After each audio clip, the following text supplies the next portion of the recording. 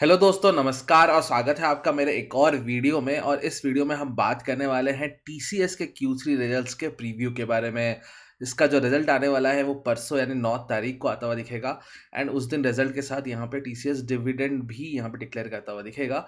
तो ओवरऑल क्या है आ सकता है रिजल्ट्स, यहाँ पे ब्रोकरेजेस क्या कह रहे हैं एंड डिविडेंड भी हम क्या एक्सपेक्ट कर सकते हैं इस बार टीसीएस से, आइए देखते हैं इस वीडियो से में। पर आगे बढ़ने से पहले अगर आपने मेरे चैनल को सब्सक्राइब नहीं किया तो मेरे चैनल को सब्सक्राइब कर दीजिएगा।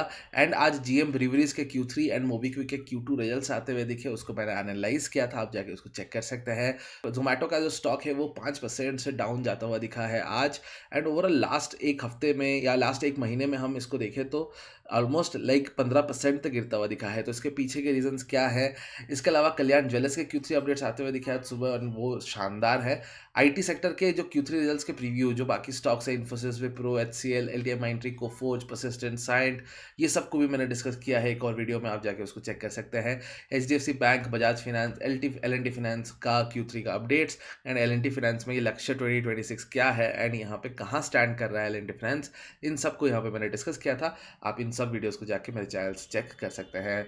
अगर हम ब्रोकरेजेस के बारे में बात करें तो यहाँ पे मैंने 7 ब्रोकरेजेस के जो नंबर्स हैं वहाँ यहाँ पे मैंने यहाँ पे पेश किया है। एंड अगर हम देखें तो यहाँ पे सारे ब्रोकरेजेस का बहुत वेराइड थॉट प्रोसेस है इसमें। एमके सबसे ज़्यादा पॉजिटिव है टीसीएस के रिजल्ट्स को लेके एंड एचडीएफसी सिक्योरिटी सबसे ज़्यादा पेसिमिस्टिक नंबर्स यहाँ पे प्रेजेंट करता हुआ दिख रहा है टीसीएस के लिए।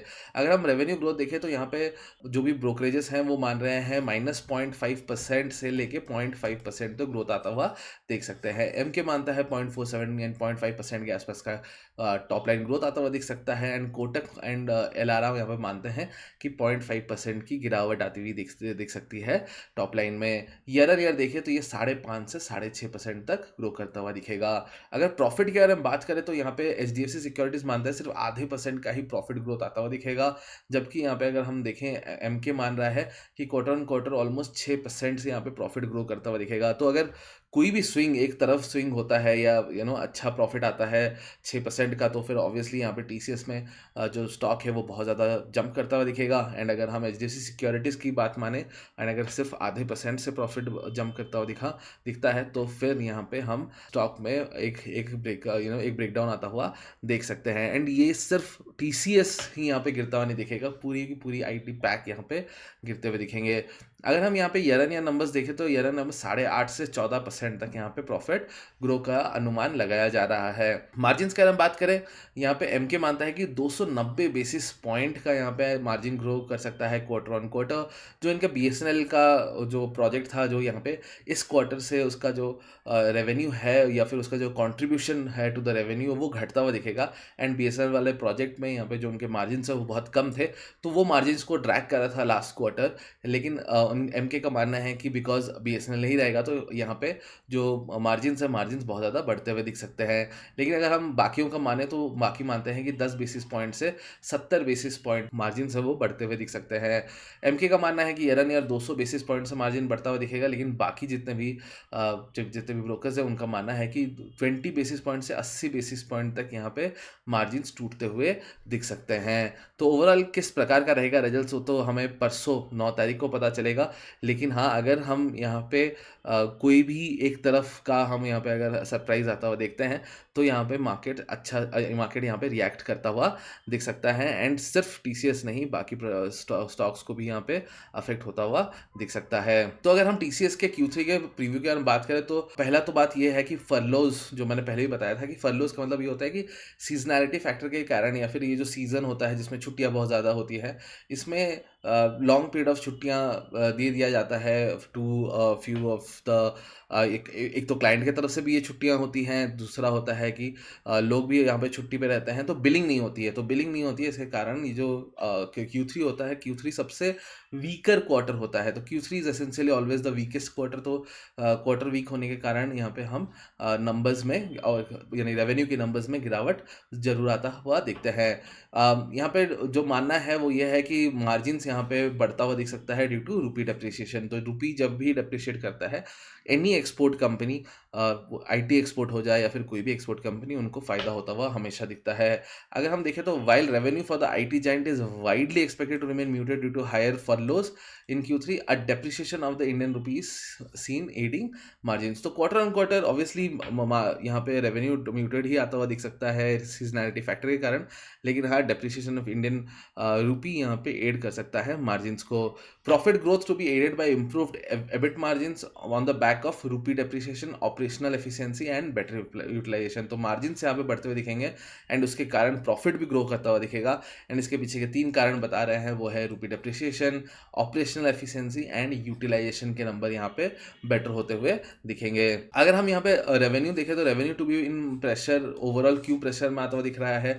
जैसे कि हमने बात किया, रेवेन्यू यहाँ पे -0.5% से 0.5% तक आता हुआ दिख सकता है, यानी इधर वो 0.5% नीचे जा सकता है या फिर 0.5% ऊपर आ सकता है, लेकिन बहुत ज़्यादा यहाँ पे हम टीसीएस में रेवेन्यू का ग्रोथ मान के नहीं चल रहे हैं। एंड इसके पीछे के 4 कारण है। हायर फर्लोज, तो जैसे मैंने ऑलरेडी यहाँ पे हमने डिस्कस किया।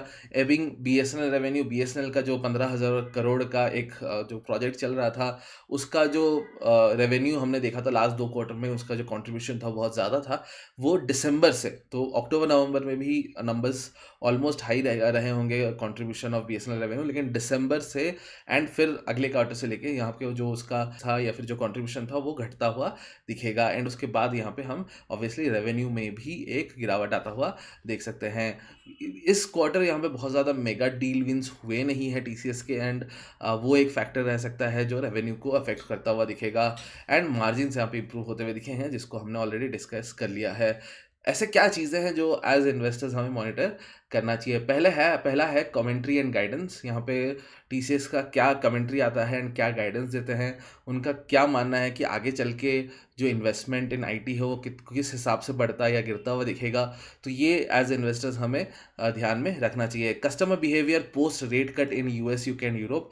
तो यूएस में फेड ने ऑलमोस्ट 75 बेसिस पॉइंट से रेट काट लिया है लास्ट ईयर। एंड उसके बाद यहाँ पे कस्टमर्स का बिहेवियर किस प्रकार का रहा है, क्या इन्वेस्टमेंट्स बढ़े हैं, क्या आईटी इन्वेस्टमेंट्स बढ़े हैं, तो वो भी एक चीज़ मॉनिटर करना रहेगा टीसीएस के कमेंट्री में। एंड यूके एंड यूरोप में भी हमने रेट कट्स देखे हैं, तो उसके बाद यहाँ पे किस प्रकार का चेंजेस आता हुआ दिख रहा है। प्राइसिंग एनवायरनमेंट यहाँ पे अगर हम देखें एंड डील विंस देखें, तो उसको भी हमें एज इन्वेस्टर मॉनिटर करना होगा। अगर हम डिविडेंड के बारे में बात करें तो 2024 में यहाँ पे टीसीएस ने 10 20 48 ओवरऑल 75 रुपीज़ का डिविडेंड दिया था। एंड अगर हम 2023 में देखें तो यहाँ पे जो डिविडेंड है वो बहुत अच्छा मिला था, क्योंकि 2 स्पेशल डिविडेंड मिले हैं लास्ट 2 साल में, और दोनों का दोनों ये जनवरी वाले मंथ में ही आते हुए दिखे हैं। तो यहाँ पे अगर इसमें देखें तो 10 24 44 52 एंड यहाँ पे ऑलमोस्ट 117 रुपये का डिविडेंड आता हुआ दिखा। तो अगर हम देखें लास्ट 2 साल से जो एक स्पेशल डिविडेंड दे रहा है टीसीएस, वो देता है वो जनवरी वाले महीने में।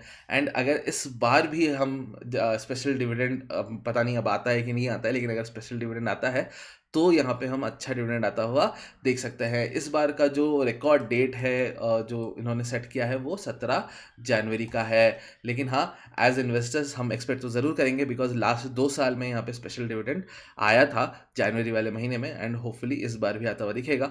एंड अगर इस बार नहीं आता है तो डिविडेंड, इंटरिम डिविडेंड जो आएगा वो मेरे हिसाब से 11-12 रुपये का आता हुआ दिख सकता है, 10 से 12 रुपये के बीच में आता हुआ दिख सकता है। एंड अगर स्पेशल डिविडेंड आता है तो वो एक बोनस ज़रूर होगा इन्वेस्टर्स के लिए। आशा करता हूँ आपको वीडियो अच्छा लगा होगा। अगर आपको वीडियो अच्छा लगा है तो मेरे चैनल को सब्सक्राइब कर दीजिएगा, मेरे वीडियो को भी लाइक करिएगा। हम मिलेंगे नेक्स्ट वीडियो में, तब तक के लिए थैंक यू, जय हिंद।